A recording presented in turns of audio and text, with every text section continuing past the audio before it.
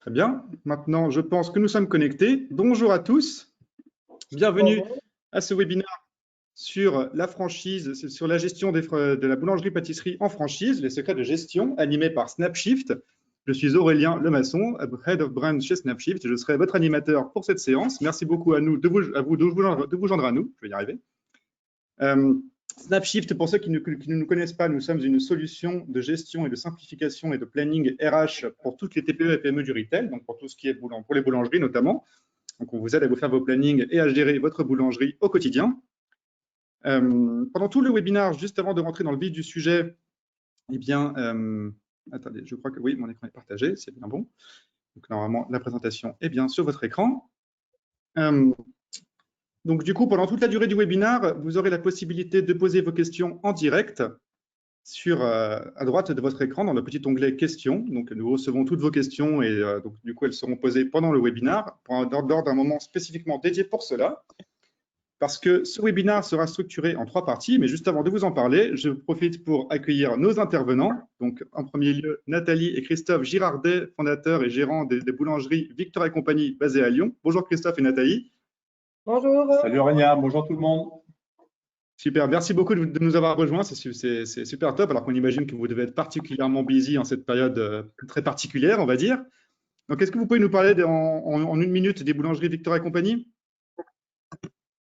Écoute, on va d'abord tout simplement se présenter. Je vais laisser à Nathalie se présenter et après je me présenterai. Puis après, on fera un petit topo, vous fera un petit topo sur Victor et compagnie. Bonjour tout le monde, Nathalie Girardet. J'étais à la base dans l'industrie pharmaceutique chez Laboratoire Boiron pendant une dizaine d'années avant de rejoindre Christophe pour fonder notre première boulangerie artisanale avant de lancer nos franchises Victor et compagnie. Voilà pour la présentation de Nathalie, moi-même. Écoutez, moi, j'ai un cursus plutôt dit ordinaire de pâtissier. J'ai appris la pâtisserie dès mon plus jeune âge. J'ai fait un apprentissage en pâtisserie. J'ai après acquis quelques diplômes dans ce métier pour après basculer dans la boulangerie-pâtisserie. Et je suis donc devenu boulanger-pâtissier et j'ai attendu à peine 30 ans pour m'installer avec Nathalie. Nous avons donc acquis notre première entreprise de boulangerie-pâtisserie à environ 28 ans. D'accord. Voilà pour ma rapide présentation de nous deux. Fort bien. Est-ce que du coup, vous voulez. Donc, du coup, alors peut-être un petit peu avant de rentrer dans le détail de Victor et compagnie, je vais en profiter pour présenter notre dernière intervenante, Anne-Laure, qui donc nous vient de chez EasyLis, qui co-animera ce webinaire avec moi. Bonjour Anne-Laure. Oui, bonjour. Est-ce que tu peux te présenter en quelques minutes pour dire un petit peu parler un petit peu de ton parcours et d'EasyLis? Oui, bien sûr. Alors, je suis ingénieure commerciale aujourd'hui chez EasyLis. J'ai fait une école d'ingénieur en agronomie et je suis arrivée chez EasyLis il y a 3 ans maintenant. EasyLis est un éditeur de logiciels de gestion pour les groupes et chaînes de restaurants au sens très large, c'est-à-dire on fait même des boulangeries, des traiteurs, de la restauration collective également. Et on accompagne effectivement les restaurateurs dans leur démarche de structuration et de mise en place de process dans le but, surtout au niveau des achats, mais pas que, dans le but effectivement d'optimiser la gestion et de gagner des précieux points de marge pour derrière arriver à dupliquer un modèle qui soit stable et qui permette la rentabilité. Voilà. Très bien, c'est très clair. Merci beaucoup à vous encore une fois d'être présent avec nous en ces temps difficiles. Mais bon, après tout, si justement on ne peut pas en profiter pour organiser des webinaires et pour faire bénéficier à d'autres personnes de votre expertise, j'ai envie de dire, quand est-ce qu'on pourra vraiment le faire? Donc, sans plus attendre, nous allons nous plonger dans le webinaire qui sera structuré en 3 parties. Donc, dans un premier temps, nous allons discuter de votre histoire, de Victor et compagnie, c'est-à-dire de comment est-ce que vous en êtes arrivé, comment est né Victor et compagnie, comment est-ce que vous avez créé la franchise et quelles sont les questions et les challenges que vous vous êtes posés et que vous avez rencontrés. Ensuite, nous parlerons un petit peu plus de la gestion au quotidien. Alors, quand je dis gestion au quotidien, je veux bien évidemment parler de gestion en dehors du temps de crise, parce qu'en ce moment, évidemment, je pense que c'est difficile de parler de gestion normale on ne peut pas dire qu'on soit dans des temps habituels. Et enfin, en partie 3, nous allons parler, parce qu'il faut quand même en parler, de comment est-ce que vous gérez aujourd'hui la crise du Covid-19, parce que la boulangerie est un des rares secteurs qui continue à fonctionner malgré la crise. Comme je vous disais au début du webinaire, chers téléspectateurs, vous avez la possibilité de poser vos questions à tout moment sur l'onglet de votre droite, dans la partie questions, et à la fin de chaque partie, il y aura un petit moment questions-réponses où je poserai en direct les questions à tout le monde. Donc, du coup, vous pouvez poser des questions n'importe quand, mais il y a un petit temps prévu pour ça à la fin de chaque partie. Alors, pour commencer, donc Victor et compagnie, donc alors, Nathalie et Christophe, parlez-nous, dites-nous un petit peu, comment est-ce que est né Victor et compagnie? Donc, Christophe, tu disais que toi, tu avais un parcours qui était déjà dans la pâtisserie. Nathalie, un peu moins. Qu'est-ce qui a fait que vous vous êtes retrouvés? Pourquoi est-ce que vous avez décidé d'entreprendre? Racontez-nous. En tout cas, enfin moi je suis, j'allais dire presque chef d'entreprise dans l'âme. Mes parents étaient déjà chefs d'entreprise. Enfin, les parents de Nathalie l'étaient aussi. Donc j'ai assez rapidement évoqué la création d'entreprise avec mon épouse.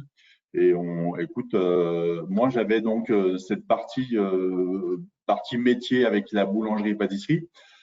Et Nathalie avait cette expérience de gestion humaine, parce qu'elle gérait une grosse équipe au sein des laboratoires Boron, comme l'a dit tout à l'heure. Elle avait aussi la gestion administrative. Enfin, elle avait ces compétences que moi, je n'avais pas. Et pour le coup, on trouvait qu'on était hyper complémentaires. Moi, sur l'aspect métier et elle sur l'aspect gestion et RH. Et c'est pour ça qu'on a décidé de s'associer et donc de créer une première boulangerie il y a déjà une bonne vingtaine d'années. Voilà. Donc, le secteur de la boulangerie s'est imposé par ton expertise, Christophe, donc, ou Nathalie, c'est parce que tu étais aussi attiré par ce secteur, parce que tu venais des laboratoires Boiron, donc c'était effectivement assez éloigné de ça. On avait surtout aussi l'envie de se retrouver parce que Christophe, un métier de bouche, du coup, travaillait le samedi, dimanche, avec comme jour de repos à l'époque le jeudi. Moi, j'avais comme repos le samedi, dimanche. En fait, on n'avait aucun jour de repos en fait ensemble. Et on s'est dit, si on veut arriver à faire des choses ensemble, il faut qu'on arrive à travailler en fait ensemble. Donc, l'idée, elle est vraiment venue de là, en se disant, métier de bouche, c'est bien, mais quand il y a l'autre à côté qui n'est pas dans le même métier, c'est quand même compliqué. Donc, on s'est dit, on va travailler ensemble, mais comment on fait pour travailler ensemble et qu'on soit complémentaires sans l'un empiète sur l'autre. En fait, vraiment, l'idée est vraiment partie de là et on s'est dit, qu'est-ce qu'on fait? D'accord. Et donc, du coup, la question de la boulangerie est apparue. Que vous avez hésité avec d'autres secteurs par curiosité, ou c'est vraiment directement vous vous êtes dit la boulangerie, c'est sûr?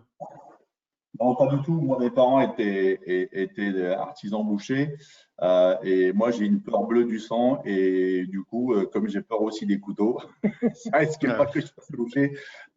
Donc, comme j'étais plutôt gourmand, c'est vrai que je me suis assez facilement, enfin, j'étais toujours attiré par le sucré. J'aimais faire des gâteaux dès mon plus jeune âge. Donc, pour le coup, l'avenir était tout tracé pour moi. Carrément. Et moi, je travaillais en officine. Je travaillais en pharmacie avant de rentrer chez Boiron. Donc, le contact client, je l'avais. Et comme je disais, vendre des médicaments ou vendre du pain, je pense que c'est quand même plus facile de vendre du pain que vendre des médicaments. Donc, j'avais aucun souci par rapport à ça parce que le contact, je l'avais déjà. Super. Donc, effectivement, une combinaison de compétences. Et donc, alors ça, pour qu'on puisse se situer, c'était en quelle année? C'était il y a 21 ans, donc en 98. Ah oui, donc quand même déjà il y a un bon moment. Un peu vieux quand même. C'est la webcam, ça nous a rajeuni un peu. Écoutez, je le répète. Mais alors justement, du coup, racontez-nous. Alors du coup, si vous vous en souvenez, mais bon, j'imagine que oui. Mais donc, alors à partir du moment où vous avez décidé de vous associer, vous vous êtes dit très bien, on a des compétences complémentaires, on va se retrouver. Alors retrouvons-nous. Comment ça s'est passé alors? Qu'est-ce que vous avez fait concrètement au niveau de création de franchise, niveau choix du lieu, choix du nom, tout ça? Comment est né vraiment Victor et compagnie? Alors, elle n'est pas née tout de suite. Au départ, on a racheté une petite boulangerie. Alors, en plus, on avait racheté une liquidation judiciaire. Donc, un autre challenge de plus, parce que ce n'est pas facile à reprendre, parce qu'il y a l'a priori par rapport à la clientèle. Donc, ça, on s'en est vite rendu compte quand on l'a acheté, mais on a remonté ce challenge-là. Et cette boulangerie, en 2 ans, on l'avait remontée. En 2 ans, elle tournait bien. Et on commençait un petit peu à s'ennuyer, parce que tout Christophe, c'est lui quand même le créateur et celui qui mène tout ça.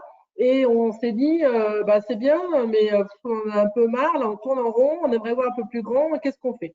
Donc, du coup, cette boulangerie-là, on l'a vendue et on a créé notre premier concept, en fait, qui était Victor le Boulanger sur Rieux-la-Pape. Et on a créé donc une boulangerie, une grosse boulangerie dans un dans un micro-centre commercial. Et là, on a lancé le 3+1 au niveau des baguettes. Et tout le monde nous prenait pour des gros fous. Ils ont dit, vous êtes fous, vous allez vous planter, etc. Et à partir de là, en fait, ça a vraiment démarré. Et donc, cette entreprise, elle a démarré très, très bien. Et là, on a dit, bah, OK. Et là, on a eu vraiment des demandes de gens qui venaient vers nous en disant, bah, il faut franchiser, il faut dupliquer. Donc, on a dit, bah, laissez-nous le temps de nous poser, de nous structurer et on verra ce qu'il en est. Et en fait, je dirais, bah, le début de l'histoire Victor et compagnie a démarré par Victor le boulanger, qui avait une connotation trop boulangère. Donc, du coup, on a choisi de modifier et passer en Victor et compagnie. Et c'est de là, en fait, que ça a démarré, en fait. D'accord. Okay. Et pourquoi Victor, d'ailleurs? Comment? Pourquoi Victor, d'ailleurs? Bah, en fait, on voulait pas. On avait déjà à la création de ce concept Victor le boulanger, on avait déjà l'ambition, même si on n'en avait fait qu'un pour démarrer, on avait déjà l'ambition d'en faire plusieurs. Et il fallait absolument qu'on trouve une marque pour s'identifier, enfin pour que les clients s'identifient à travers une marque et ça soit pas Monsieur et Madame Girardet qui soit à chaque fois derrière le point de vente. Et après, bah, Victor, en fait, avec notre designer, on a cherché plusieurs prénoms. Il y a eu Louise, il y a eu, enfin voilà, plein de prénoms comme ça. Il y avait Paul aussi, mais bon, comme Paul était déjà pris, on s'est dit on va prendre Victor. Voilà, donc c'était simplement, voilà, il fallait absolument qu'on trouve une marque facilement orthographiable, facilement lisible, facilement comprise, et du coup, voilà. Et facilement déclinable aussi, parce du coup, on dit une baguette Victor, un sandwich Victor, voilà, donc quelque chose de court et de simple. Voilà. Il faut dire aussi, je vous disais tout à l'heure, pour compléter les propos de Nathalie, quand on a créé Victor le boulanger il y a de ça une bonne quinzaine d'années, c'était déjà un concept hybride de la boulangerie. On faisait déjà de la boulangerie, on faisait déjà de la tarterie, on faisait déjà de l'offre coffee shop, on faisait déjà du sur place et emporté. Elle disait aussi qu'on faisait déjà du 3+1. Donc, on était déjà, il y a une bonne quinzaine d'années, dans un concept hybride où la restauration boulangère était déjà très présente dans nos points de vente. Voilà. Et ça, voilà, il y a plus de 15 ans qu'on avait démarré ça et bon, c'est encore amplifié maintenant, mais ça, c'était important à comprendre. C'était pas qu'une boulangerie où on vendait que du pain et 3 gâteaux et choses comme ça. Il y avait déjà un espace un lieu de vente, un lieu de vie créé pour les clients. On se retrouve de plus en plus maintenant dans son environnement-là. D'accord, donc vraiment, oui, elle est bien au-delà de la boulangerie et crée vraiment un lieu de vie, effectivement. Exactement. Comme un coffee shop. Mais du coup, parce que j'ai cru comprendre que vous vous êtes lancé malgré des avertissements en disant attention, ça ne va pas marcher, vous allez vous planter, ça ne va pas le faire. Est-ce que quand vous vous êtes lancé, du coup, il y a eu quelque chose, j'ai presque envie de dire, qu'est-ce que vous avez fait pour que ça marche finalement? Qu'est-ce que vous avez fait? Parce que c'est là, comme vous le racontez, ça a l'air absolument évident et finalement, comme si la route était toute tracée, mais j'imagine que c'est loin d'avoir été le cas. Et donc, du coup, quels sont les principaux challenges que vous avez rencontrés et comment vous avez fait pour les surmonter? Déjà, en tant que chef d'entreprise, il faut certes avoir des belles convictions. Moi, je suis plutôt quelqu'un d'une nature assez curieuse. Je lis beaucoup de choses sur l'environnement de la boulangerie. Je suis moi-même adhérent à la Fédération de la boulangerie et de la pâtisserie à Paris, donc je côtoie beaucoup de monde dans cet univers. Donc, je suis extrêmement curieux, je vois ce qui se passe, je sens les tendances. Enfin, je fais mon job de chef d'entreprise en fait.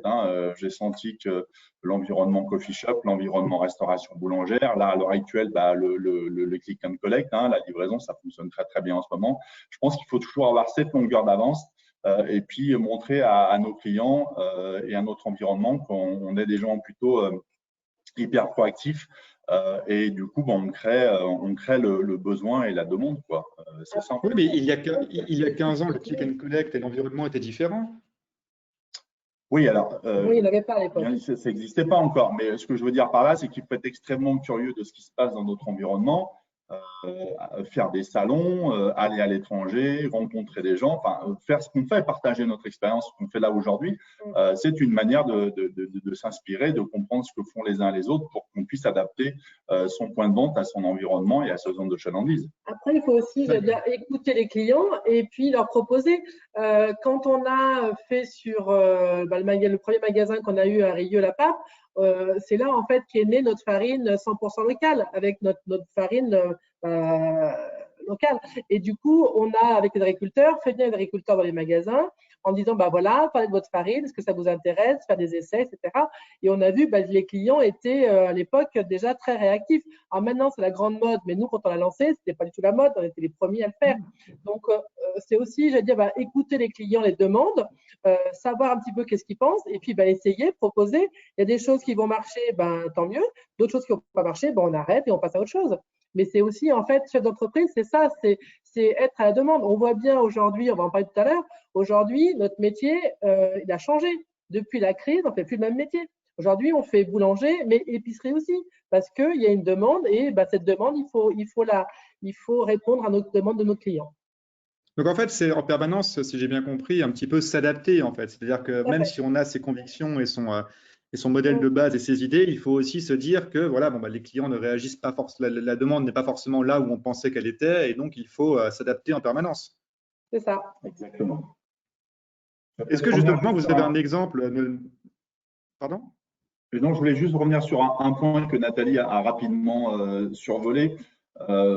Enfin, Victoire et compagnie, c'est une marque, certes, mais nos valeurs, et on a une valeur qui est très forte chez nous, c'est le local. Ça fait déjà plus de 15 ans qu'on travaille, nous, sur le local, mais on a fait ce que assez peu de monde fait ou en boulangerie encore, et j'invite de nombreux boulangers, de nombreuses organisations de faire ce genre de choses en France, surtout avec ce qu'on voit à l'heure actuelle. En fait, nous avons créé une filière courte, c'est-à-dire que je me suis associé avec des agriculteurs. Je suis associé avec 6 agriculteurs qui cultivent du blé. On cultive du blé dans nous, l'Est lyonnais, puisqu'on est dans la région lyonnaise. On cultive à peu près une centaine d'hectares de blé. On cultive 3 à 6 variétés de blé. Ce blé, on le cultive, on le stocke dans nos fermes. On a plus de 2000 tonnes de blé qui sont stockées pour l'année en cours. Et ce blé, on le fait écraser par un meunier et du coup, il nous ramène ça en farine. Et du coup, on a vraiment créé une filière courte avec tout ce qui va bien. C'est-à-dire qu'on sait comment on cultive, on sait qui le cultive, on sait comment c'est cultivé, on sait comment c'est stocké. Et surtout, on fait nous-mêmes notre farine en rémunérant correctement le meunier, l'agriculteur surtout. Et surtout, on essaie que le client s'y retrouve, qu'on a un prix de farine et un prix de baguette cohérent. Donc ça, c'est vraiment une valeur forte et c'est vraiment toute l'ADN de Victoire et compagnie, la filière courte et le plus possible, on utilise le plus possible de produits locaux. Et on ne fait pas ça parce que c'est la mode, on fait ça parce que c'est nos convictions, ça c'est vraiment quelque chose qui m'est cher. Et c'est aussi comme ça que nos clients, ils apprécient un petit peu, enfin, ils apprécient carrément ce qu'on fait et c'est comme ça qu'on a envie de travailler. Est-ce que justement cette volonté de vouloir choisir un axe fort, en fait, donc là j'ai bien compris que pour Victoire et compagnie, c'était l'aspect local, qui est vraiment le fait que vous cultivez votre propre farine et que vraiment vous la maîtrisez de fond en comble. Est-ce que ça, vous l'avez réalisé, vous vous êtes dit ça dès le début? C'est-à-dire, est-ce que vous vous êtes dit dès le début, OK, il nous faut un axe, un élément différenciant, je sais pas ce qu'on va dire, un élément marketing, enfin même si bien évidemment il y a des choses derrière, mais quelque chose qui pourra vraiment faire notre identité? Ou est-ce que ça, vous l'avez réalisé peut-être plus après Non. Ça c'est vraiment quelque chose qui, de toute façon, quoi qu'il en soit, pour monter une franchise, pour être franchiseur, il faut être hyper différenciant. Si tu n'es pas différenciant sur telle ou telle chose, ça ne sert à rien. Il y a plein de choses qui veulent faire il y a plein de gens qui veulent faire des franchises, il y a plein de gens qui le réussissent très, très bien. Mais je pense que si tu veux réussir dans ce métier, et dans quelconque métier en même temps, hein, il faut absolument avoir une différenciation. Et nous, notre différenciation, on l'a pas faite comme ça parce qu'on a décidé ça, parce que c'était du marketing ou du ci ou de là. C'est nos valeurs, en fait. Moi, je porte ça depuis des années, depuis que je suis tout gosse, en fait. Moi, la défense et la valorisation du travail des agriculteurs, c'est ce que je porte. Et du coup, mon métier, je le fais vivre dans ce sens-là et c'est ce qui fait que j'avance, en fait. Alors, bien sûr que maintenant, ça fonctionne bien parce que c'est la mode, mais en même temps, c'est une valeur forte. Et alors, bien sûr, maintenant, c'est du marketing, on s'en sert pour communiquer et c'est aussi pour ça que nos clients et nos franchisés nous ont rejoints. Non, on n'a pas décidé que ça comme ça, c'est hyper naturel. En fait. Et encore, dans nos magasins, le premier reproche qu'on nous fait, c'est que justement, on n'en parle pas suffisamment et qu'on ne le montre pas assez. C'est tellement évident que du coup, on le montre pas assez encore. On devrait encore plus le montrer. Parce que là, aujourd'hui, Victoire et compagnie, il y a combien de boulangeries en tout? Il y en a 6. 6, d'accord, très bien. Ouais.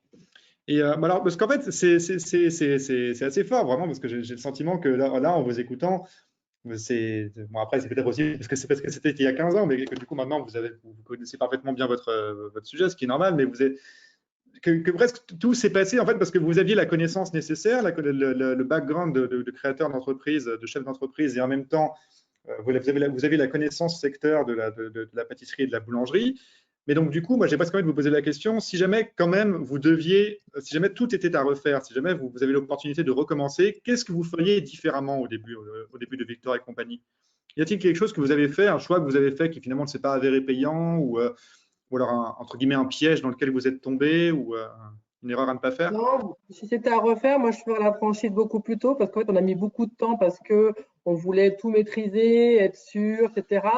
Et comme je vous disais, bah, dès le premier magasin qu'on a ouvert sur Rieux-la-Pape, quand on a lancé Victor le Boulanger, on a peut-être perdu du temps à ce moment-là parce que, mais ouais, c'est le seul regret. Et encore, c'est pas un regret, c'est juste un constat.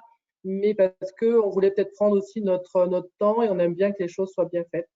Mais voilà, autrement, pour moi, j'ai rien. Je referais tout pareil, je pense.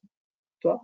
Bon, moi, j'ai pas de regrets. Et quoi qu'il en soit, il faut pas vivre avec des regrets. Je pense il faut tout tenter. Il faut se servir des échecs ou des demi-échecs pour rebondir, pour comprendre et pour faire évoluer son business model ou ses façons de travailler. Après, non, moi, voilà, je pense qu'il faut être extrêmement souple et assez rapidement comprendre les enjeux qui sont en train de se tramer pour pouvoir adapter son entreprise. Il faut quand même des entreprises assez flexibles maintenant et il faut énormément s'adapter. Ouais. Je pense qu'il faut pas rester figé dans certains modèles. Il faut faire de façon à ce que nos entreprises elles soient capables quand on subit des crises comme là on est en train de subir en ce moment, il faut savoir être réactif, il faut savoir rebondir, il faut que vos équipes elles aient aussi cette même façon de fonctionner, de façon à pouvoir être hyper réactif et pas s'appauvrir en disant bah je vais pas y arriver, je vais pas ci, je vais pas là en fait. Voilà, je pense que c'est important ça. Ok. Non, alors oui, le mot regret, le mot échec était peut-être un petit peu fort. C'est ce que je voulais dire. C'était quelque chose que vous feriez simplement différemment. Quelque chose, en fait, où vraiment vous vous êtes dit, OK, bon, on a fait comme ça. Mais finalement, pourquoi on aurait pu aussi faire comme ça, ou on aurait pu aussi faire comme ça, donc sans forcément que ça devienne un regret ou quelque chose où vous vous dites, ah, flûte, là, vraiment, on Non, n'a pas réussi. non, pas pour moi. Ça va, Pas ça très me bien, convient. franchement, tant mieux. Hein, Non, je pense c'est que. surtout une question d'adaptation en fait. Hein. C'est Ouais. voilà, c'est surtout voilà, c'est être réactif et nous on a un vrai souci d'adaptation à tout le temps, chaque fois. Voilà, il faut rester dynamique. Très bien. Non, mais ça me paraît logique parce qu'effectivement, quand on pose la question, quand on a l'habitude de poser la question à d'autres franchisés et franchiseurs quand je leur pose cette même question, souvent, la même réponse revient à la réponse de mettre un peu l'ego de côté et mettre ses convictions de côté, comme je vous disais tout à l'heure. C'est vraiment l'aspect de adaptabilité, flexibilité, réactivité et ne pas rester accroché à des principes ou à des idées reçues parce que, comme on peut le voir en ce moment, le monde évolue d'une façon pas toujours prévisible et donc il faut pouvoir rester aux aguets en permanence, ça c'est sûr. Juste avant qu'on passe aux questions, moi j'ai une petite dernière question à vous poser d'un point de vue un peu plus opérationnel. C'est si vous pouvez partager cette information avec nous, c'est quel a été votre rapport financier au moment où vous avez voulu vous lancer? Comment est-ce que vous avez financé, même de façon plus générale, le projet? Bah, alors, si on parle de Victoire et compagnie, on a monté deux boulangeries assez rapidement. Bon, on avait un gros apport parce qu'on avait vendu notre première boulangerie. Mais quoi qu'il en soit, si tu veux voir un banquier avec 25, 30, 35% d'apport, tu commences avec une expérience. Nous, c'était le cas. Bon, tu commences à pas trop passer pour un rigolo, quoi. Donc, c'est plutôt à peu près ce qu'on demande la plupart du temps dans des projets de ce style, quoi. Après, je parlais, il fallait demander par rapport à nous, Aurélien. Donc, nous, on a ouvert nos deux boulangeries. On voulait en ouvrir d'autres et après, les encours étaient un petit peu élevés. Donc, les banques nous ont dit, bah, c'est bien, mais du coup, vous avez acheté des murs, vous avez acheté des boulangeries, vous avez acheté, etc. Donc, ça va être compliqué de vous suivre. On a dit bon, bah ok. Et on avait toujours pareil, même, on avait des gens qui nous suivaient depuis le début et qui nous disaient mais en fait il faut faire des levées de fonds, il faut faire une levée de fonds, faire une levée de fonds. Et pareil, il faut le temps que ça mûrisse dans nos têtes. Et on s'est dit, ben, pourquoi pas. En fait, eux, ils l'ont fait, les levées de fonds. On a des collègues qui ont fait les levées de fonds. Ça s'est bien passé. Ça marche bien. Ça leur a permis justement d'avoir ce tremplin pour pouvoir continuer à se développer. Et ben, pourquoi pas. Donc, on a fait une levée de fonds il y a maintenant 3 ans. On a fait une levée de fonds. On a levé 700 000 € qui nous a permis de continuer à nous développer et à pouvoir, du coup, surtout, on s'associe avec la plupart de nos franchisés et de leur prêter de l'argent pour pouvoir qu'eux puissent s'installer, en fait.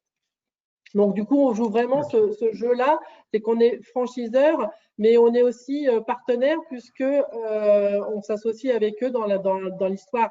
Donc, ça permet de rassurer les franchisés en disant oula, en fait, c'est-à-dire vraiment qu'ils croient doublement au projet, puisqu'en fait, ils s'associent avec nous et ils croient aussi en nous, puisqu'on part ensemble. D'accord, oui, donc vraiment, effectivement, c'est on une notion n'aurait de pas pu partenariat. être là où on en est aujourd'hui. On aurait mis beaucoup plus de temps. Donc, cette levée de fonds de 700 000 €, c'était pour développer les partenariats avec ces franchisés. C'est ça. Ça nous a servi à ça. Très bien. Écoutez, ça me paraît parfait pour passer à la suite, justement, en matière de transition. Juste avant qu'on passe à la suite, j'ai une question pour vous. Je pense que la plupart des questions reviendront dans la partie d'après, mais c'est pour cette partie-là, une question qui est: vers quel site ou organisme doit-on se diriger pour faire une reprise boulangerie-pâtisserie? Vers quel site? Mais quel site au niveau… je n'ai pas compris la question. Vers quel site ou organisme? Vers quel site? Je pense que j'imagine que ce sont des sites internet ou organismes. Doit-on se diriger pour faire une reprise boulangerie-pâtisserie? Après, je pense qu'il y a plusieurs réponses à ce genre de questions. Il y a déjà, je pense que les chambres de commerce ou les chambres des métiers, pour le coup, si c'est une boulangerie, ont des experts assez bien calibrés pour ce genre de choses. On va les aider à trouver le bon emplacement, on va les aider à trouver le bon partenaire financier, on va éventuellement les former à un peu de gestion, un peu de choses comme ça. Donc ça, je pense que ça peut être une belle opportunité. Bon, après, il y a aussi le salon de la franchise, malheureusement, qui a été reporté là. Et je pense qu'au sein du salon de la franchise, il y a quand même beaucoup de belles personnes qui sont capables de renseigner pour ce genre de choses. Après, la fédération aussi, où tu es même, où toi tu es adhérent, qui peut aider, la fédération de la boulangerie, la FEB, qui se trouve à Paris, qui peut en fait les relayer et va les orienter vers d'autres, en dépend du département où ils sont, quoi. Voilà.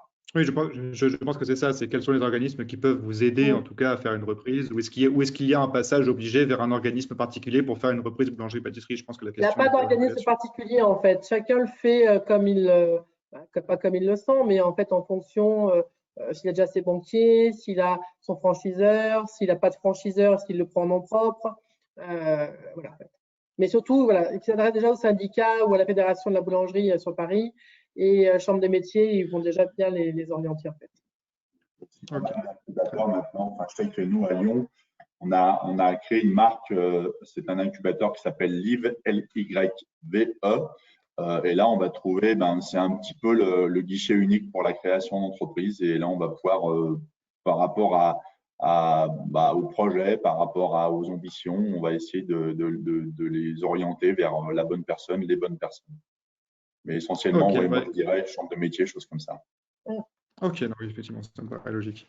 Alors, écoutez, c'est assez marrant parce que je pense qu'en mentionnant le mot question-réponse, ça a dû réveiller beaucoup de spectateurs qui ont du coup posé beaucoup de questions d'un coup. Donc, moi qui pensais qu'on en avait qu'une seule, en fait, on en a beaucoup plus qui viennent d'arriver. Alors, on va essayer de faire un petit peu de tri pour voir comment est-ce qu'on peut les rassembler et aller le plus vite possible. Est-ce que vous pouvez donner une fourchette de prix pour ouvrir une franchise?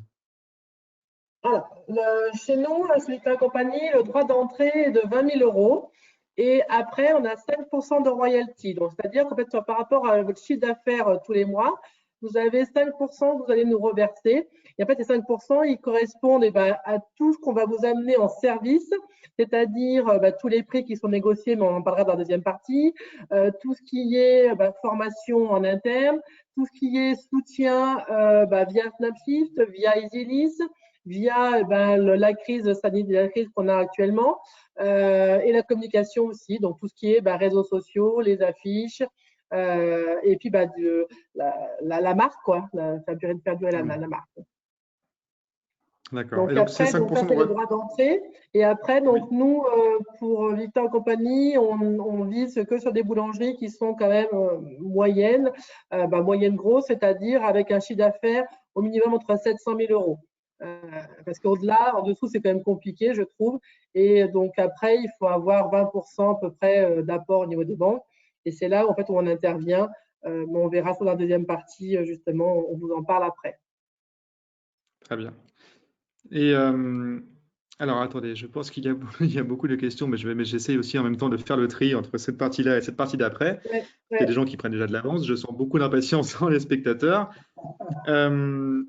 Justement, comment est-ce que vous faites parce que puisque vous parliez tout à l'heure de vous établissez un véritable partenariat avec vos franchisés, comment est-ce que vous les sélectionnez en fait, mis à part du coup la taille du chiffre d'affaires, le chiffre d'affaires et la taille? Est-ce qu'il y a des critères? Est-ce qu'il faut de l'expérience? Ça, c'est vraiment la chose la plus importante. Le choix du franchisé, c'est vraiment la chose la plus importante. Surtout quand on est, comme nous, un jeune réseau, nos franchisés, c'est aussi nos ambassadeurs. C'est ceux à qui on confie nos valeurs, notre marque, notre farine, notre savoir-faire. Et il faut absolument qu'ils aient envie et qu'ils croient en notre projet et surtout qu'ils aient envie de se réaliser avec notre savoir-faire. Donc ça, c'est super important. Nos franchisés, c'est vraiment nos ambassadeurs en fait. C'est aussi des gens qui vont relayer le même discours, la même qualité auprès de futurs clients. Donc ça, c'est un choix hyper important et j'y attache énormément de temps et énormément de. C'est vraiment quelque chose qui me tient à cœur et on est vraiment hyper catégorique là-dessus. De vérifier qu'ils partagent cet engagement, c'est ça? Exactement. Ouais. Après, dans les cursus, on a des parcours différents parce qu'on va avoir des personnes qui ont été installées toutes seules dans des petites boulangeries et puis qui ont arrêté parce qu'ils étaient étouffés par tout ce qui est administratif, tout ce qui est back-office et ils n'en sentaient plus. Donc, on a ces personnes-là qui, du coup, sont revenus, ont été salariés, ont été managers et puis, du coup, ont été managers chez nous et après, donc, sont revenus à la franchise. On a des gens qui étaient, qui sont boulangers, mais qui avaient un petit peu peur de se lancer, qui ne connaissaient pas trop. Donc, ils ont ce soutien qu'on leur amène. Et grâce à nous et ensemble, du coup, ils ouvrent une boulangerie, des belles boulangeries. Et puis, on a des gens en reconversion donc, qui ne sont pas du tout du métier et qui, pour le coup, apprennent ce métier et se lancent dans la boulangerie. Donc, on a vraiment… Vous êtes ouvert à plein de parcours différents, oui. Oui, tout à fait. Tout public. Alors, juste avant qu'on passe à la question suivante, parce que je vois que malheureusement l'horloge tourne, déjà une question très rapide. Combien d'employés vous avez en tout maintenant? J'ai arrêté de compter. Non, on a une trentaine. Alors, je compte, quand vous dites salariés, je compte pas une trentaine, 30, 40, okay. Une trentaine. Ouais, je sais plus. Et je n'ai pas fait attention à ce que vous l'avez dit, mais je ne crois pas. Il ne m'a pas semblé que vous l'avez dit en tout cas. C'est auprès de qui avez-vous effectué cette levée de fonds il y a 3 ans? On a levé des fonds auprès de. C'est un fonds ISF qui s'appelle Extend AM en fait. Ok. Très bien, c'est très clair.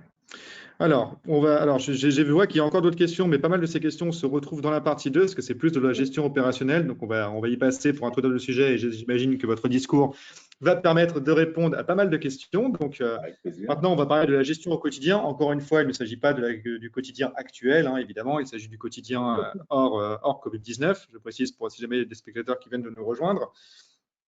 Donc, alors pour commencer, écoutez, vraiment, je vous propose de rentrer dans les questions très opérationnelles, c'est-à-dire que comment est-ce que vous faites pour gérer, pour gérer vos achats, pour gérer vos marges, pour gérer les boulangeries, ou vraiment d'un point de vue purement opérationnel? Alors, nous, on a déjà, depuis toujours, alors je pense que ça, c'était parce que j'ai travaillé dans des grosses entreprises comme Boiron avant, et donc, du coup, j'avais besoin de toujours calculer mes prix de revient. Moi, j'avais aucun produit qui passait en vente sans avoir un prix de revient. On a vraiment galéré au début, il y a 20 ans, parce qu'à 20 ans, ça n'existait pas dans la boulangerie. La caisse enregistreuse arrivait tout juste, donc vous imaginez bien qu'un logiciel, c'était pas possible. Et on en avait trouvé un, quand même un petit, donc qui nous a été, mais qui a été un certain temps. Et après, on a découvert EasyLis, donc avec Yann Laure. Et cet outil-là, il nous sert au quotidien. Il nous sert à passer les commandes, donc à aller rentrer nos prix. Donc, ce qu'il faut savoir, c'est que dans les boulangeries, alors ça existe encore, hein, mais vous aviez un commercial qui rentrait, il disait bon, salut, ça va? Alors, tu veux quoi aujourd'hui? Bah, tiens, j'ai une promo sur le beurre ou sur la farine, et t'en veux combien de kilos? Et voilà. Sauf que c'était le boulanger qui passait la commande, et souvent c'était sa femme qui était derrière à la gestion entre deux clients, sauf qu'elle n'avait pas eu l'information sur le prix et que du coup, le prix n'était pas renseigné. D'où une mauvaise gestion et d'où des gens qui passent 70 heures ou 90 heures à travailler comme des fous et pour avoir à la fin du mois un salaire un peu plus qu'un SMIC et pas faire de résultats. Donc, nous, ça n'était pas possible de travailler dans ces conditions-là parce que de par mon cursus, j'étais habituée à travailler différemment. Et via EasyLis, j'ai retrouvé cette solution-là. C'est-à-dire qu'aujourd'hui, on négocie des prix auprès de nos fournisseurs avec un certain volume, donc le volume du groupe. Et ces prix, on va les renseigner, on va renseigner le produit dans EasyLis et on va renseigner en fait le fournisseur ou les fournisseurs et le prix. Donc, du coup, les prix sont fixés. C'est-à-dire que si un jour le fournisseur nous livre un produit pas au bon prix, eh ben, EasyLis va nous dire attention, c'est pas le bon prix. Il est même capable de même faire une demande d'avoir. Donc ça, ce côté-là, au niveau gestion, on n'a pas de variation de prix, puisque la variation de prix, elle est contrôlée, elle est maîtrisée. Donc là-dessus, on leur fournit cet outil-là. Et puis après, cet outil-là, vu qu'on a tous nos prix de matières premières, et on va pouvoir faire nos recettes. Donc on va pouvoir faire une recette avec tous les ingrédients qu'il y a dedans. Cette recette, elle va pouvoir être dans le laboratoire parce qu'en fait, avant, pourquoi vous aviez, un jour un goût, puis un autre jour le lendemain un autre goût? Parce que selon en fait chaque boulanger ou chaque pâtissier, on allait de sa recette et il mettait un petit grain de sel en plus et voilà. Donc nous, ça c'est pas possible parce que si on veut avoir une gestion correcte, c'est pas possible. Donc du coup, les fiches recettes, elles sont éditées et chaque salarié en fait respecte les recettes. Ils sont bien sûr obligés, ils peuvent, dire tiens, j'aimerais bien qu'on modifie cette recette. Qu'est-ce qu'on fait? On en parle, on l'essaye. Si elle est bonne, on la modifie. Mais on ne fait pas chacun dans son petit coin ce qu'ils ont envie. Donc, du coup, on leur garantit des prix très, très avantageux parce qu'en fait, nous, on voit des anciens salariés avec qui travaillaient pour nous qui se sont installés tout seuls et qui nous ont dit mais en fait, j'arrive pas à voir les prix que vous aviez et j'arrive pas à m'en sortir. Normal, parce qu'il n'y a pas le volume en fait. Hein. Donc, ça, on leur donne en fait cette garantie de prix. Et puis, cette facilité via le logiciel à commander, à faire un inventaire, à nous aider pour la préparation des commandes, à savoir en fonction de ce qu'on planifie, qu'est-ce qu'on fait, etc. Donc, on amène vraiment des outils, j'allais dire aussi bien pour tout ce qui est en préparation via EasyLis et puis via avec Snapshift avec tout ce qui est planning. Parce que là, on parle de la production, mais aussi il y a aussi tout le côté social où quand il faut faire des plannings et qu'on travaille en 7-7, c'est un peu compliqué. Donc, le tableau Excel que personne maîtrise, et ça, on l'oublie et on passe via Snapshift. Et là, du coup, tout le monde comprend vite. Et même les salariés, ils ont l'application sur leur téléphone, ils savent à l'instant T qu'ils sont sur un changement d'horaire et ils font une demande de congé. Et ça aide, j'allais dire, à tout ça. Quoi. Donc, c'est toutes ces solutions-là qu'on leur amène et on les accompagne et on les forme là-dessus. En fait, heureusement que le digital est arrivé, en fait, parce que j'ai presque maintenant, je me pose presque la question, mais comment est-ce que vous faisiez avant, en fait, parce que là, vous avez directement enchaîné sur… On fait le tableau Excel, mais tableau Excel, le problème, alors, on a fait comme ça au début, hein, sauf que le tableau Excel, vous le donnez à un manager ou à un franchisé, sauf qu'il ne maîtrise pas Excel, et vous avez les formules, ça ne marche pas, donc il faut remettre les formules, et il faut bloquer, etc. Donc, puis après, en fin de mois, pour compter toutes les heures, c'est un peu compliqué quand même. Et puis, pareil, on avait des mercuriales papier, où on fait le tour dans nos frigos, etc., pour faire Mais bon, et ça, on l'a fait, hein, donc mais maintenant, il y a d'autres outils. D'autres outils, oui. Allez, vous êtes toujours Est-ce là? qu'Anne-Laure peut-être veut répondre par Ah. rapport à ce que j'ai dit?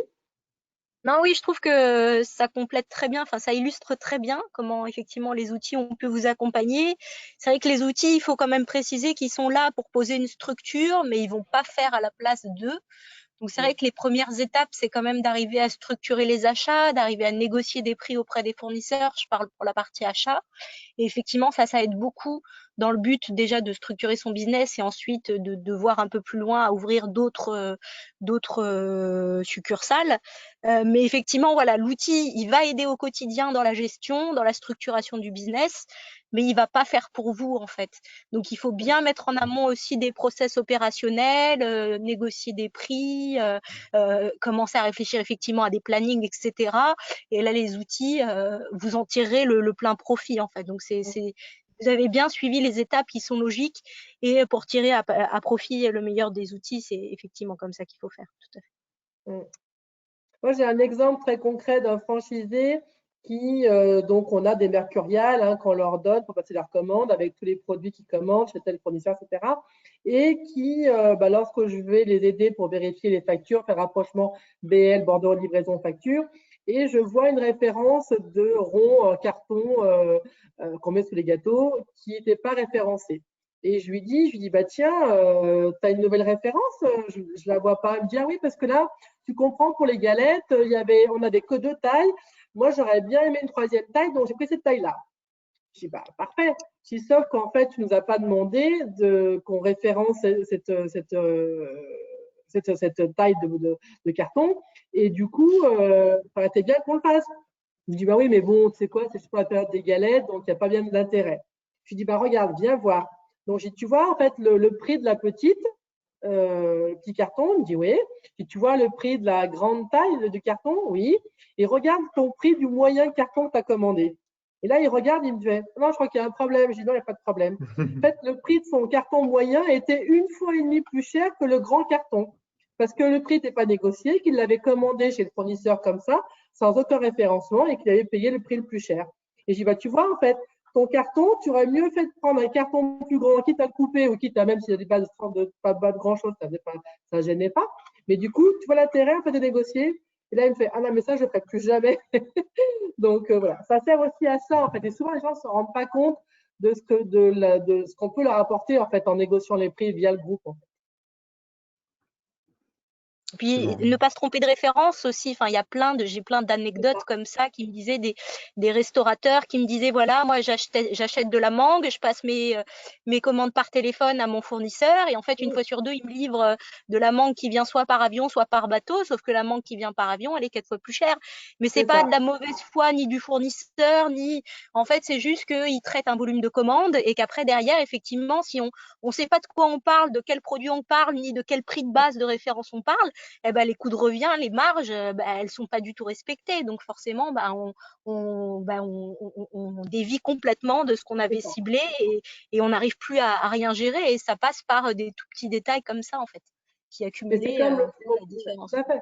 Et c'est comme alors surtout pour le traiteur, ça se voit parce que la pâtisserie, c'est au gramme près, parce qu'autrement la recette, elle n'est pas bonne. La boulangerie, c'est à peu près pareil, donc ça va. Mais tout ce qui fait produit de traiteur ou de sandwicherie, moi, j'en dis tout le temps, en fait, ils doivent toujours tout peser. Et ils me disent, ah, mais c'est bon, 10 grammes de beurre. Et je leur montre, je leur dis, mais regardez, 10 grammes de beurre en plus, ça ne se voit pas sur un sandwich, parce que 10 grammes de beurre, c'est pas grand-chose. Mais multiplié par le nombre de sandwichs et au prix du beurre, et ben, regardez la différence en fin de mois ou en fin d'année. Et là, du coup, ouais, ça fait mal. Oui. Donc, c'est aussi, ça part aussi de là, en fait. C'est-à-dire, en fait, il faut vraiment démontrer ou prouver aux franchisés l'intérêt, en fait. Parce que quand je leur demande de peser, c'est pas pour les embêter. C'est parce que, en fait, c'est vraiment pour que derrière, ils aient vraiment ce maintien de la marge.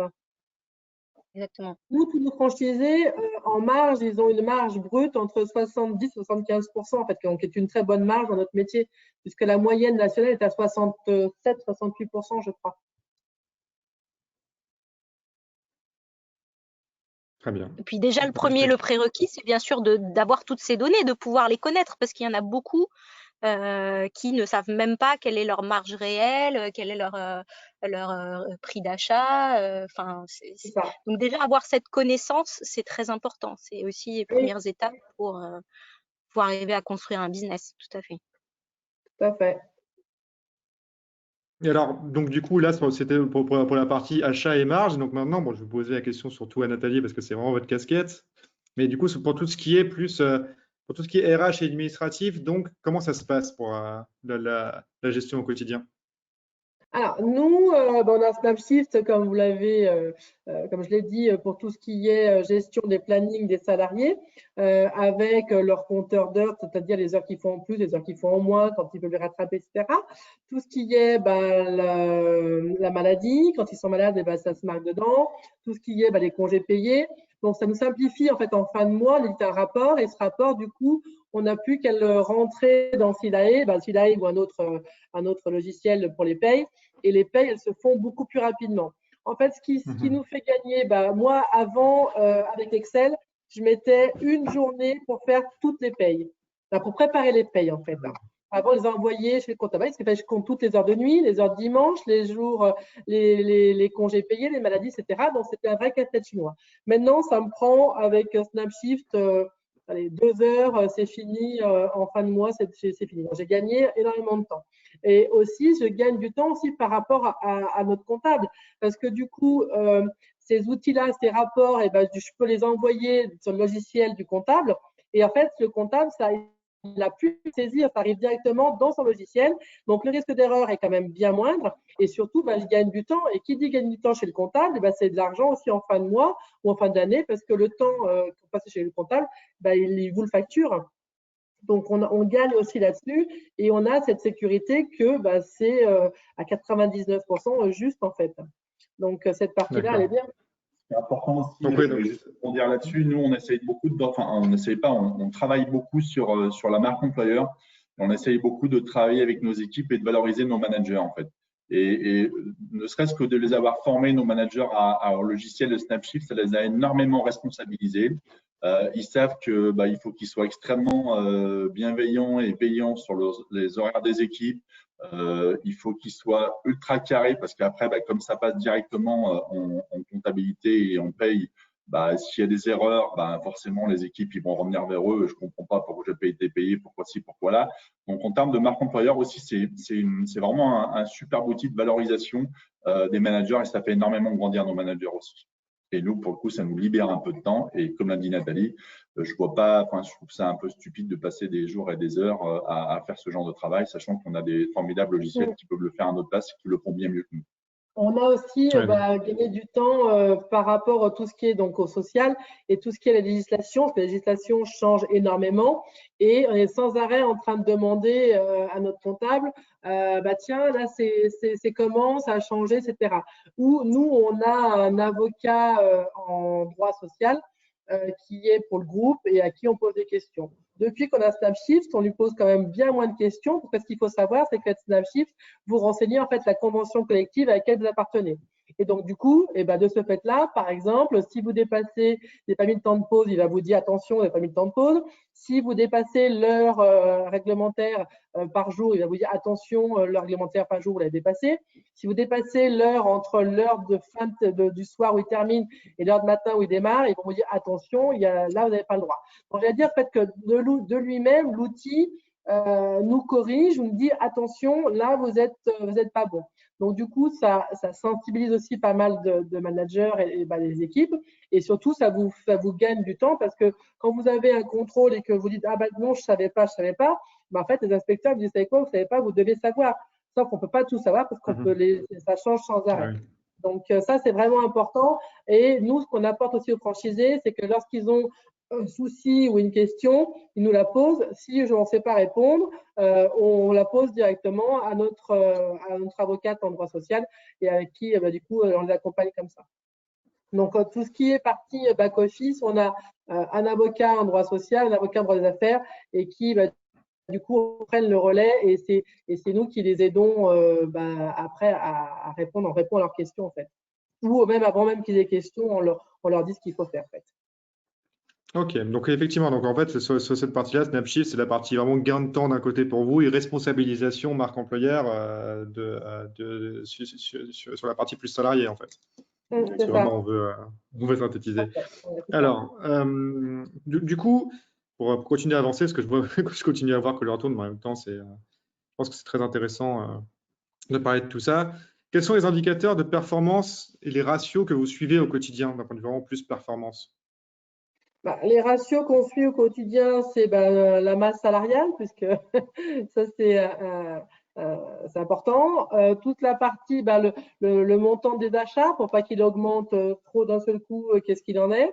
Et puis après, tout ce qui est chiffre d'affaires, et ça, avec notre logiciel de caisse, on a toutes ces informations-là, à savoir, tiens, si on a plus travaillé, mais moins travaillé, sur quelle branche, ça nous donne toutes des tendances et ce qui nous dit tiens, il faut qu'on réagisse parce que pourquoi il y a une baisse ou pourquoi il y a une hausse, qu'est-ce qu'il en est. Donc, je veux dire, c'est vraiment les 3 indicateurs. Et puis après, votre trésorerie, parce que votre trésorerie, c'est vraiment ce qui vous dit si vous en êtes. Mais c'est vraiment ces 4 outils-là qu'il faut surveiller parce que ça vous donne la tendance, en fait. Hein. Oui, tout simplement. Mm. Effectivement. Alors, avant qu'on passe à la partie questions, je ne sais pas si Anne-Laure, tu voulais ajouter quelque chose là-dessus? Non, ça c'est clair. Enfin, effectivement, il y a pas mal d'indicateurs qu'on peut sortir dans EasyList. Après, ça dépend de ce que vous souhaitez suivre.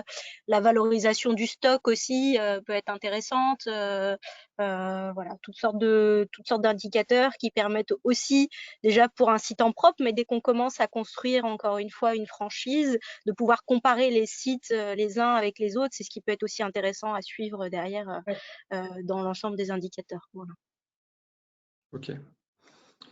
Du coup, pour passer à la liste des questions, donc là pour le coup on en a encore une petite partie, mais donc n'oubliez pas qu'il est toujours possible de lui poser. Donc si jamais vous voulez encore poser des questions sur cette partie gestion, allez-y, la fenêtre est à votre disposition.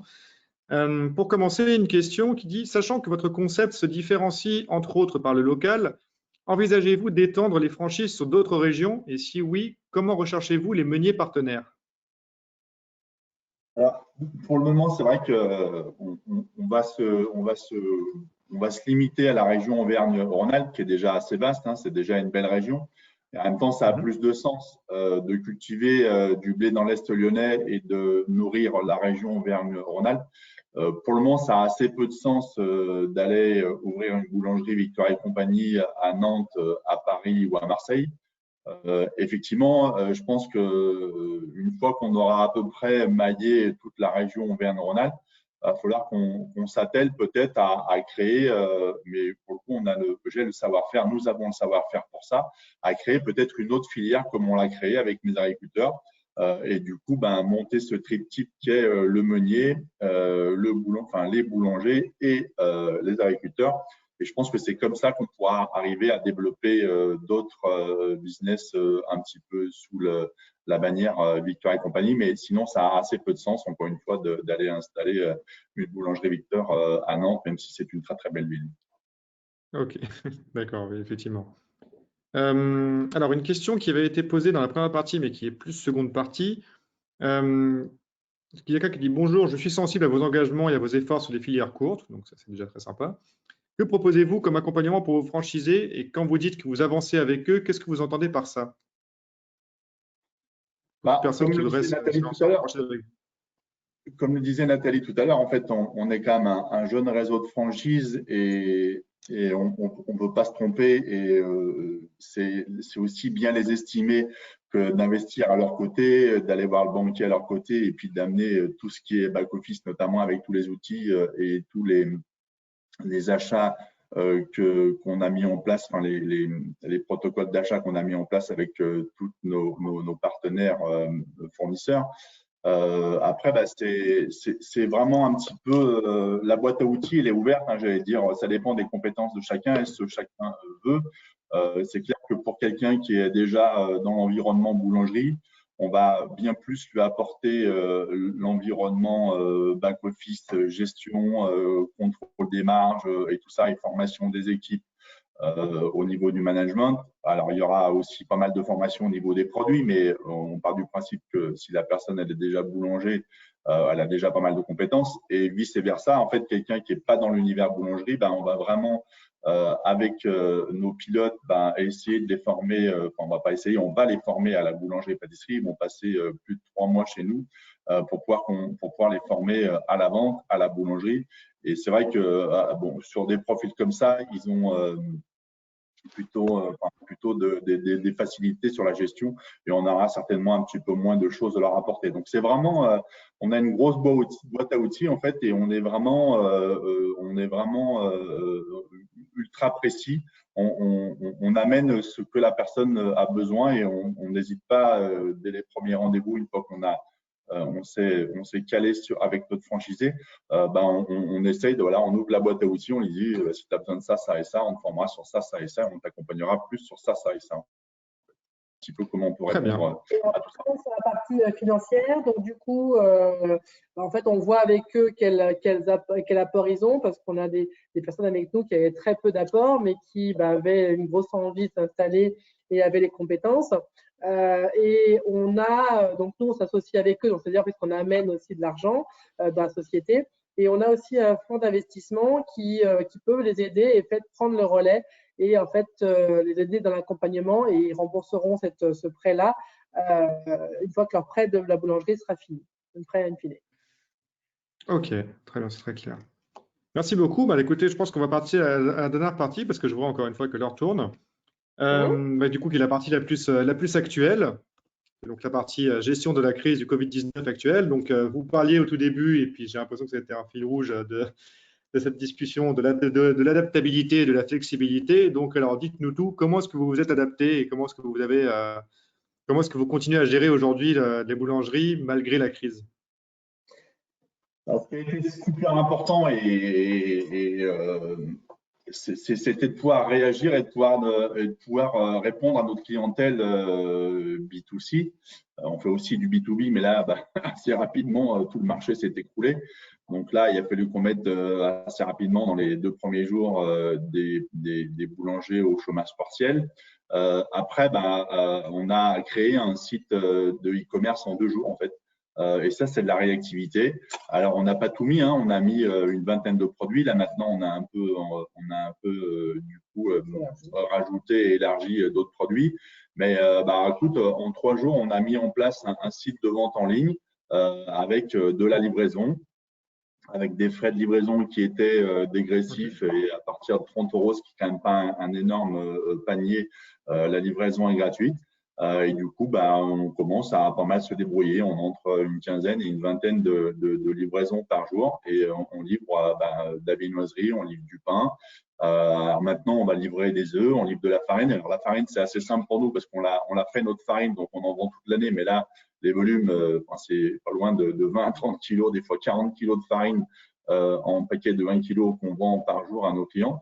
Mais voilà, la réactivité, nous, ça, c'est vraiment ce qu'on a mis tout de suite en place, un site de vente en ligne et on va livrer nos clients, on va les livrer à leur porte. Donc ça, c'était hyper important, c'est la première chose qu'on a faite. Deuxième chose, on a su rassurer nos équipes, on a fait faire des masques. Quand je vous dis on a fait faire des masques, parce que comme tout le monde, on n'a pas trouvé de masques dans le commerce, donc on a une amie qui nous a fait des masques en tissu triple épaisseur. On a tout équipé nos personnels avec ça. Alors maintenant, on a pu en acheter d'autres, mais au début, tout de suite, donc des masques, tout de suite, on leur a mis des gants, on a même des surgants. Voilà, on a mis en place les distances de sécurité, on a mis en place des protocoles d'hygiène hyper renforcés. On désinfecte les machines à carte bleue, on désinfecte les poignées de porte, on désinfecte les comptoirs. Enfin voilà, on a essayé de s'adapter et surtout de rassurer nos équipes parce que c'est ce qui est important, le plus important maintenant. Les équipes se sentent un petit peu, écoutent beaucoup, ils voient beaucoup de choses à la télé, dans les médias. Je peux entendre que c'est un peu très, très anxiogène. Je pense qu'en tant que chef d'entreprise, on doit savoir rassurer nos équipes. On doit savoir les aider à passer ces moments difficiles. C'est une étape compliquée. Et je pense que voilà, on essaye de faire ça au mieux. Par rapport aux franchisés, donc ce qu'on leur a amené, le soutien qu'on leur a amené, je dirais qu'il était omniprésent et même pareil que quand on fait une ouverture, parce que pour eux, c'est une nouveauté, hein. Malheureusement, pas une bonne nouveauté, mais c'est quelque chose à passer. Et on leur a dit voilà, comment rassurer leurs équipes, mettre en place le site marchand, c'est leur expliquer le mode opératoire, comment fonctionner, parce qu'eux, on leur livre le site marchand et après, il faut qu'ils le gèrent, donc la gestion du site marchand. Et puis après, toute la gestion RH, c'est-à-dire sur Snapshift, comment on met une personne au chômage partiel, comment on la renseigne pour pouvoir en fin de mois, quand on va faire les payes, et savoir qu'est-ce qu'il en est. Et puis renseigner tout ça, puis que eux, j'allais dire, ils les remontaient le moral, ils disaient, voilà ce qu'il en est. Donc au niveau de tes règlements, tu vas faire comme ça, faire une demande de chômage partiel, faire une demande de prêt bancaire s'il y a besoin pour la trésorerie, et surtout voilà, les rassurer et les aider, j'allais dire, dans le quotidien, parce que ils ont eu un peu de mal au début. Ils disent, mais on n'avait pas vu de chômage partiel, comment ça se passe?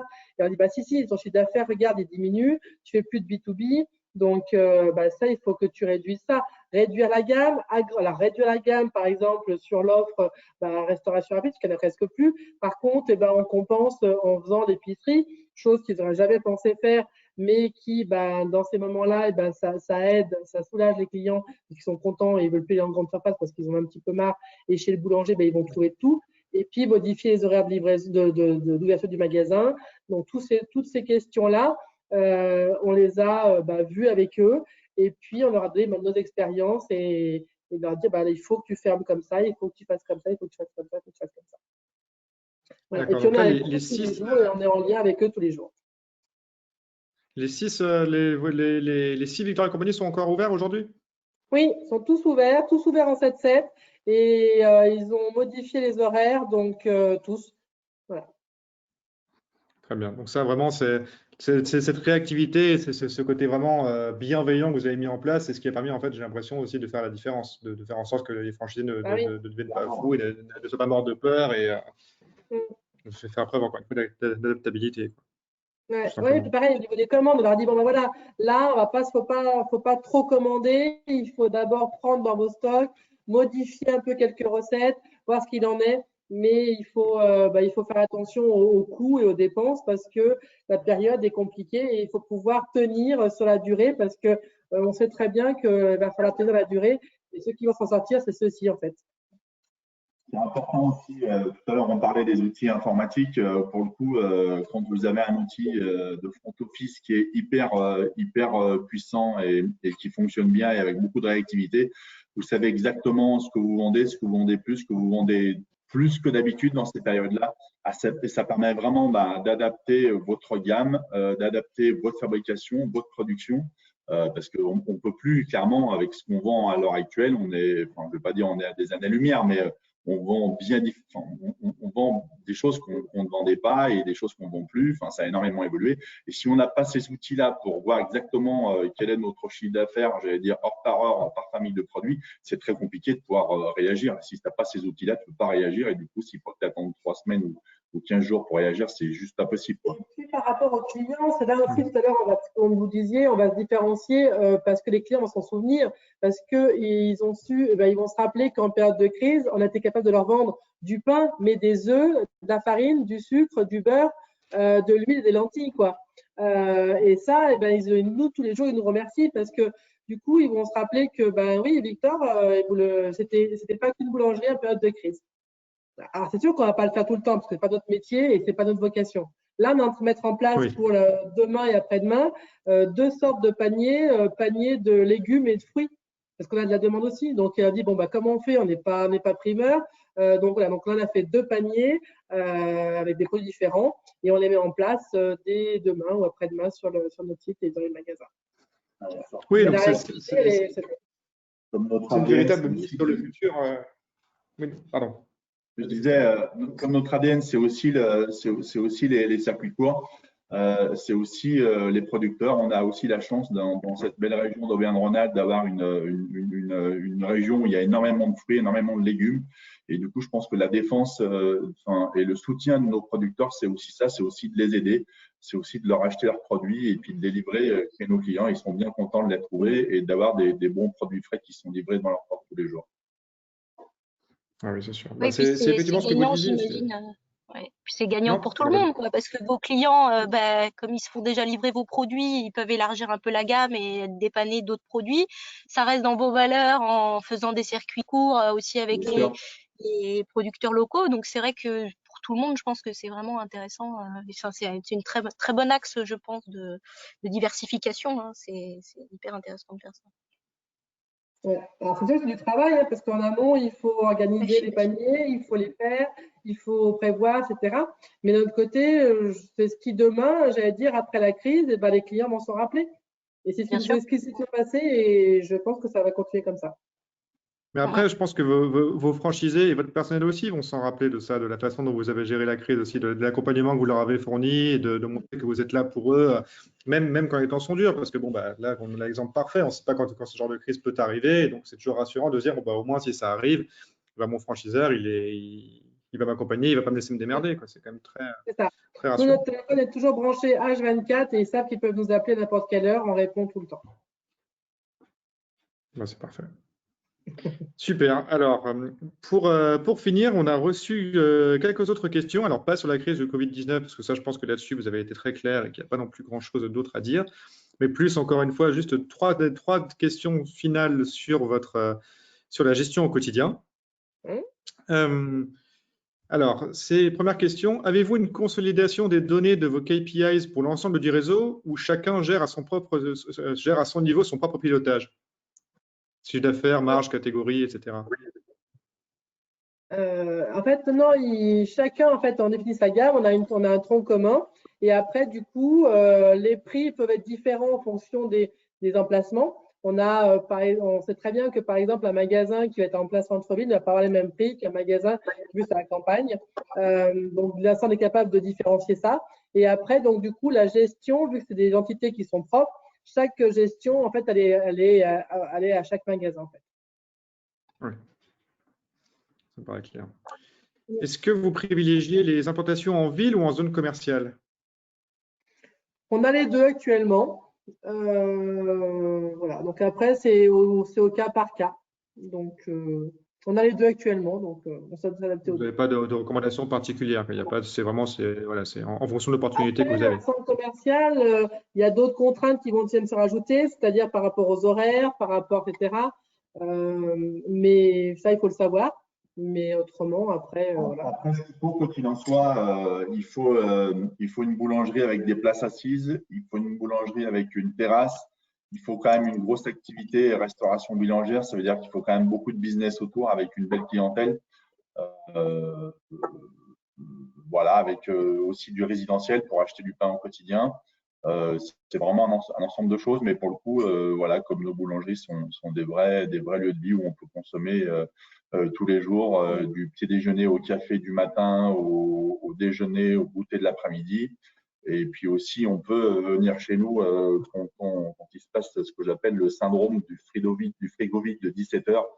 Alors bon, c'est un peu le cas, moins le cas maintenant, mais quand à 17 heures on sort du bureau et on dit zut, qu'est-ce que je vais manger ce soir? Bah voilà, on peut passer chez nous parce qu'on cuit du pain toute la journée. On viendra à 17h30, 18h, 19h, le pain sera chaud. On pourra acheter une petite quiche, une salade, un plat chaud. Enfin, en tout cas, voilà, on pourra passer chez nous et rentrer et puis pouvoir dîner dans de bonnes conditions, des produits de qualité, tant qu'à faire locaux. Le bonheur. Vous donnez faim. Ouais, c'est vrai que là, franchement, c'est vrai que là, vous entendre parler de pain chaud, c'est. Je pense qu'on va se faire un goûter après ça. Justement, alors j'ai une double question à vous poser pour conclure, qui est quand même une question assez simple en fait, parce que je pense qu'on peut répondre dans les deux sens. C'est si vous aviez un seul conseil à donner pour se lancer, pour réussir, ce serait quoi? La rigueur. Pardon? Avoir de la rigueur. Ah, avoir de la rigueur. En tant que franchiseur, en tant que franchisé ou les deux? Alors, en tant que franchiseur, nous, on l'a déjà, donc ça, c'est bon. Mais en tant que franchisé, il faut avoir beaucoup. Franchisé et n'importe quelle autre personne, j'allais dire, il faut avoir de la rigueur, en fait. Si on n'a pas de rigueur, on n'y arrive pas, on se perd vite, en fait. Et on se perd, on se noie, et c'est. Voilà.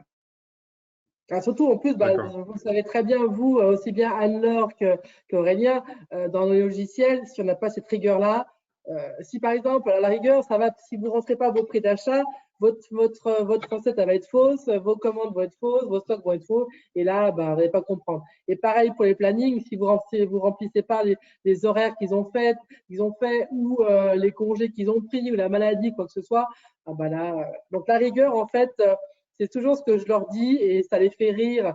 Ça les agace beaucoup au début. Je leur dis tout le temps la rigueur et la rigueur. Mais après, ils comprennent vite en fait l'intérêt de la rigueur. Moi, je dis toujours l'outil, c'est pas magique, hein, c'est-à-dire qu'il ne peut pas savoir pour vous si effectivement les prix sont à jour, si vos produits sont les bonnes références, etc. Hein, c'est pas magique, ça reste un outil. Donc effectivement, la rigueur, ça fait beaucoup de choses. Hein, vous avez complètement raison. Ouais. L'outil qui permet de gagner du temps, mais en même temps, il faut quand même toujours faire des choses. C'est-à-dire qu'il faut quand même, est-ce que ces choses-là, il faut les faire bien. Il faut bien les faire. Grosse partie humaine qui est très importante. Pardon, Anne-Laure, je t'ai coupé. Oui, non, pardon. C'est ce que je disais, que effectivement, l'outil vous permet d'apporter la structure, mais la partie humaine est indispensable, effectivement. Ça fait. Oui, tout n'est pas encore 100% automatique. On n'en est pas encore là. Peut-être qu'on y arrivera, je ne sais pas, mais c'est une question. Écoutez, ainsi s'achève notre webinaire là-dessus. Donc, merci beaucoup Christophe, Nathalie et Anne-Laure d'avoir animé avec moi ce webinaire. Merci beaucoup à vous tous spectateurs d'avoir suivi ce webinaire en ces temps de confinement. Si vous voulez en savoir plus sur Snapshift, je vous rappelle que l'utilisation de l'application pendant toute la durée de la crise est gratuite. Donc, si vous voulez vraiment essayer l'application pour passer comme Nathalie et Christophe de 24 heures à 2 heures pour gérer la paye et les plannings, c'est le moment d'essayer. Donc, on va vous envoyer à tous le récapitulatif et le replay de ce webinaire accompagné d'une possibilité d'essayer l'application. Donc, si vous voulez vous lancer, c'est le moment. Et puis, pareil pour Isilis, Aurélien. Bien évidemment, pareil pour Isilis, bien sûr. Voilà, on a la gratuité des licences en ce moment aussi. Donc, voilà, si vous souhaitez faire un test, etc., n'hésitez pas à nous contacter. C'est parfait, c'est exactement ça. Donc, du coup, nous allons vous envoyer un récapitulatif du webinaire dès maintenant. Et donc, à très bientôt sur Snapshift, j'espère. Et puis, merci beaucoup encore à Nathalie, Christophe et Anne-Laure d'avoir animé avec moi ce webinaire. Et puis, il est maintenant temps de rendre l'antenne. Donc, merci beaucoup et à très bientôt. Merci beaucoup. Merci. Au revoir. Merci beaucoup, au revoir.